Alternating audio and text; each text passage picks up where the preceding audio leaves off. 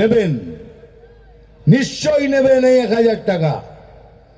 এটা আপনাদের টাকা, আপনাদের ট্যাক্স পেয়ারের টাকা। এ আপনারা নেবেন আর নেবেন। কিন্তু বলুন তো, এই 1000 টাকা তো নিলেন, কিন্তু আপনার বাড়িতে যে ছেলে আছে, যার বিবেক আছে, যে দুর্নীতি করতে চায় না, সে তো বেকার। আপনার স্বামী যার বিবেক আছে, দুর্নীতি করতে চায় না, সেও বেকার। আপনার বাবা মা, শ্বশুর শাশুড়ি সবাই অসুস্থ। ওই 1000 টাকা কি তাদের সেবা হবে? কিন্তু দেখুন, প্রধানমন্ত্রী মহাশয় 5 লক্ষ টাকা করে সবার জন্য আয়ুষ্মান ভারত করেছেন।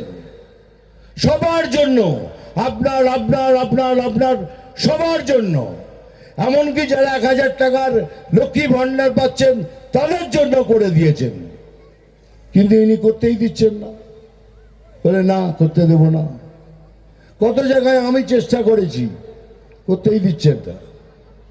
মানে 5 লক্ষ টাকা পেলে পরে আপনার মা বাবার চিকিৎসা হবে, সেটাও করতে দিচ্ছেন না। মানে কি বলছেন, 1000 টাকা থেকে দিয়েছি অনেক, এবার বাবা মা গলে যাক, কিছু করার নেই। 1000 টাকা কিন্তু তাহলেও নেবেন, ছাড়বেন না। এটা আপনাদের ট্যাক্স পেয়ারের টাকা। আজ আয়ুষ্মান ভারত হলে পরে কত লোকের ঘর বেঁচে যেত, কত মা বাবা বেঁচে যেত, শ্বশুর শাশুড়ি বেঁচে যেত, কিন্তু উনি করতে দিচ্ছেন না। এই জন্যই আমি কিছুদিন আগে বহরমপুর গেছিলাম। আমি সব জায়গায় বলি, কেন বলছি, এটা টোটোওয়ালা আমার সামনে এসে দাঁড়ালো, বলে কেমন আছেন দাদা? আমি ভালো। তোরা তো খুব আনন্দে আছিস, 1000 টাকা করে লক্ষ্মী ভান্ডার পাচ্ছে। বলছে তোর একটুখানি লিমিট ক্রস করলেই পুলিশ 1000 টাকা ফাইন করছে, সেই টাকাটাই আমাদের বাড়িতে দিয়ে আসছে।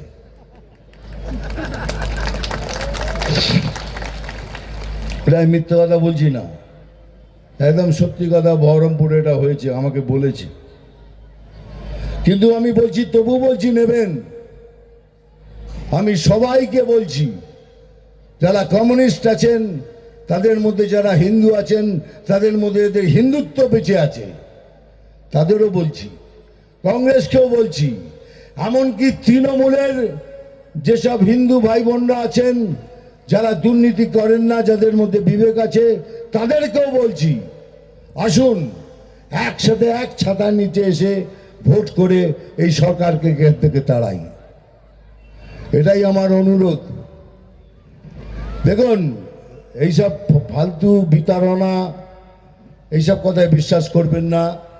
যে বিজেপি আর তৃণমূল মিলে রয়েছে, তাদের মধ্যে একটা গাঁট রয়েছে।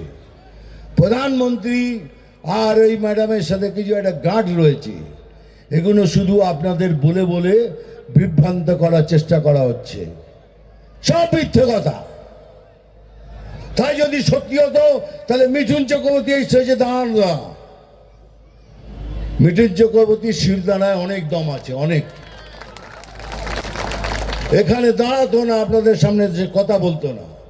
এসব মিথ্যে কথা, এগুলো প্রচার করা হচ্ছে যাতে আপনারা বিভ্রান্ত হয়ে যান। কোনো জোর নেই, কোনো মিল নেই, কিচ্ছু নেই, খালি গুলিয়ে দিচ্ছে, আপনাদের গুলিয়ে দিচ্ছে। যাই হোক, খেলা যখন হবে, তাই বলছি, যে ব্যবহার করবেন ঠিক সেই ব্যবহার ফেরত দিন ওদের। সেটাই হবে আমাদের অ্যাকচুয়াল লড়াই। যেভাবে ওরা আমাদের সাথে ব্যবহার করবে, ঠিক সেইভাবে ওদেরও ফিরিয়ে দিন, তবেই হবে অ্যাকচুয়াল লড়াই। খেলা হোক, ভালো হোক, দুজনে মিলে খেলবো।